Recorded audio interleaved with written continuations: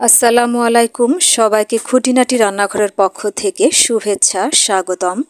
বন্ধুরা, আজকে আর কোনো রেসিপি নয়, আজকে একটি গুরুত্বপূর্ণ বিষয় আপনাদের সাথে শেয়ার করতে চলেছি। এই যে শিলনোড়া, এটা কিন্তু সবারই খুব গুরুত্বপূর্ণ একটা জিনিস। রান্নাঘরের খুবই গুরুত্বপূর্ণ জিনিস হচ্ছে শিল আর নোড়া। তরকারি রান্নার জন্য এই শিলনোড়ার কিন্তু জুড়ি নাই। শিলনোড়াতে মশলা বেটেই কিন্তু আমরা তরকারি রান্না করে থাকি। অনেকে মিক্সার গ্রাইন্ডে মশলা বেটে খেয়ে থাকেন, কিন্তু বেশি পছন্দ করেন অনেক মানুষই শিলনোড়াতে মশলা বেটে তরকারি রান্না করতে। তো এই যে শিলনোড়া দেখতে পাচ্ছেন, এটা কিন্তু 7 বছরের পুরাতন। এই শিলনোড়া একবারও কিন্তু ধার দেওয়া হয়নি। তো আজকে আমি আপনাদেরকে দেখাবো খুব সহজেই মাত্র 10 মিনিটে কিভাবে শিলনোড়া ধার করা যায়। যারা বাড়ি বাড়ি এসে শিলনোড়া ধার করে তারা কিন্তু অনেক টাকা নেয় শিলনোড়া ধার করতে, আর সময়ও কিন্তু বেশি খরচ হয়। আধা ঘন্টা থেকে 45 মিনিট সময় লাগে শিলনোড়া ধার করতে, অনেক সময় 1 ঘন্টাও লেগে যায়। তো আজকে আমি মাত্র 10 মিনিটে কিভাবে খুব সহজে বাড়িতে আপনি শিলনোড়া ধার করতে পারবেন সেই পদ্ধতি আপনাদের সাথে শেয়ার করতে চলেছি। তো দেখুন বন্ধুরা, আমার হাতে আপনাদেরকে দেখিয়ে দিচ্ছি ডিমের খোসা। আপনারা হয়তো অবাক হচ্ছেন, ডিমের খোসা দিয়ে আবার কিভাবে শিলনোড়া ধার করা যায়। হ্যাঁ বন্ধুরা, এই ডিমের খোসায় কিন্তু ফেলনা নয়, এই ডিমের খোসা দিয়ে কিন্তু নিমিষেই শিলনোড়া ধার করে নেওয়া যায়। তো দেখুন আমি কিভাবে ডিমের খোসা দিয়ে শিলনোড়া ধার করে নিই। আমি প্রথমে ডিমের খোলা দুটোকে এভাবে একটু ভেঙে ভেঙে নিচ্ছি। আপনাদের শিলনোড়া যদি বেশি ধার কম থাকে তাহলে কিন্তু আপনারা ডিমের খোলা এখানে বেশি নিতে পারেন। আমি 2টা নিয়েছি। আমি হালকা করে প্রেস করে এভাবে বেটে নিচ্ছি। বন্ধুরা, আমার ভিডিওটি ভালো লাগলে অবশ্যই একটি লাইক দিতে ভুলবেন না। ভিডিওটি কেমন লেগেছে অবশ্যই আমাকে কমেন্ট করে জানাতে ভুলবেন না। দেখুন আমি ডিমের খোসা এভাবে কিছুক্ষণ বেটে নিলাম। এবার যে জিনিসটা আমি দিচ্ছি লবণ। এখানে মোটা লবণ নিয়েছি আমি। চিকন লবণটা নিলে কিন্তু তেমন ভালো হবে না। মোটা লবণ, মোটা দানার যে লবণ, বেশ খানিকটা 1 টেবিল চামচ মতো মোটা লবণ নিয়েছি 2টা ডিমের খোলার সাথে।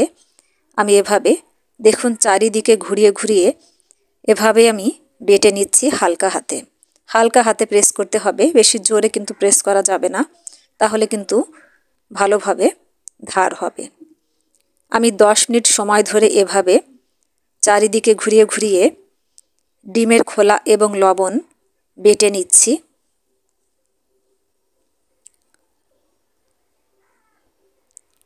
আমি গুঁড়াগুলো যে সাইডে ধার কম আছে সেই সাইডে সরিয়ে ভালোভাবে বেটে নিচ্ছি, যেন ভালোভাবে ধার হয়।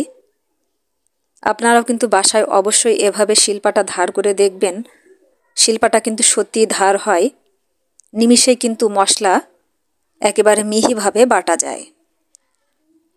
আমি 10 মিনিট সময় নিয়ে চারিদিকে এভাবে ঘুরিয়ে ঘুরিয়ে বেটে নিচ্ছি। বন্ধুরা, যারা আমার এই ছোট্ট চ্যানেলটিকে সাবস্ক্রাইব করেছেন তাদেরকে অসংখ্য ধন্যবাদ।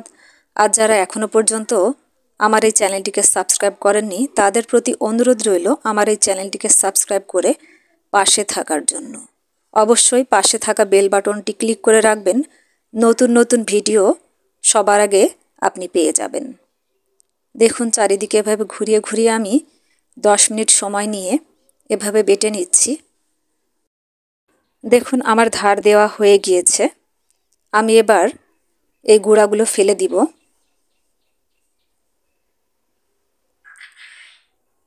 বন্ধুরা, কোনো জিনিসই ফেলনা নয়।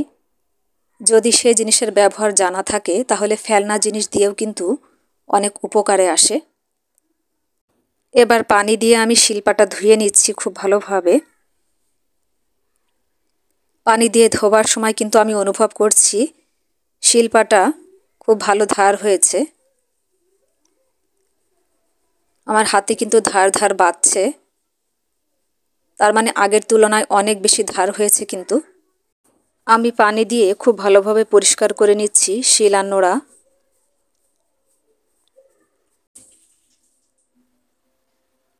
পানি দিয়ে খুব ভালোভাবে ধুয়ে নিলাম। আমি পানি দিয়ে ধোয়ার সময় কিন্তু অনুভব করছি খুব ভালো ধার হয়েছে, হাতে কিন্তু বাজছে, আগের তুলনায় অনেক বেশি ধার হয়েছে। দেখুন আমি আপনাদেরকে ভাতের চাল, সিদ্ধ চাল গুঁড়া করে দেখাবো, দেখি কেমন গুঁড়া হয়, আপনারাও দেখে নিন।